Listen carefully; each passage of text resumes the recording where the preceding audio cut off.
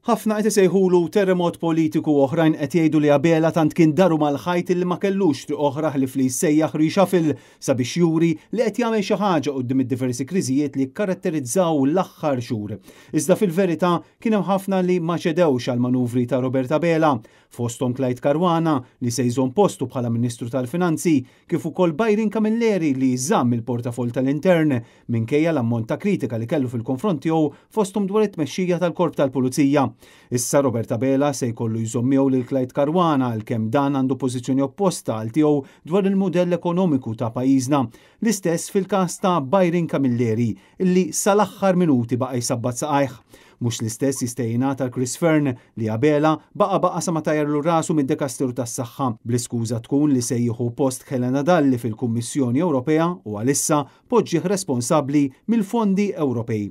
Fost dawk li deru deħlin f'Kastilja tul il-jum tas-Sibt għal dawn il-laqgħat urġenti kien hemm il-Ministru tal-Intern Byron Camilleri, il-Ministru tal-Finanzi Clyde Caruana, il-Ministru tal-Anzjani Jotjen Abela, il-Ministru għal-Għawdex Clint Camilleri, il-Ministru tal-Ġustizzja Jonathan Attard, is-Segretarju Parlamentari Andy Ellul, Chris Bonnet u Kita Tsopartitanti, kif ukoll it-tabib u deputat Laburista Melkin Pola Ġuż Galja.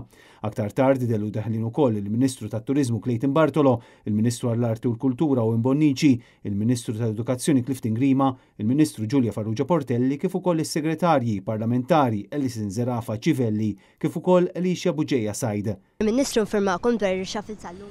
Grazzi ħafna, grazzi. Ġejtu informati rigward ir-rixafil?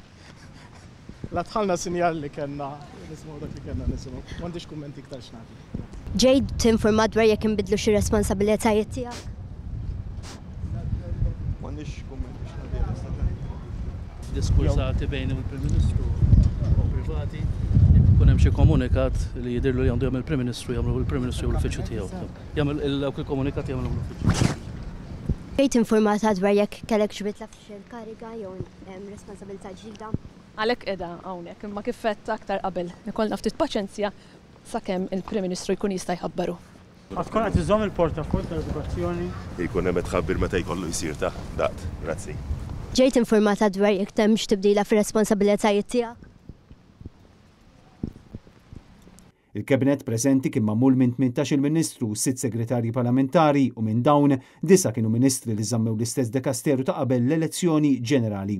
Fil-fatt kienu biss 6 l-uġuħ ġodda li kien introduċa Robert Abela minn wara l-elezzjoni ta' Marzu 2022. Minn dawn 2 biss kienu ministri.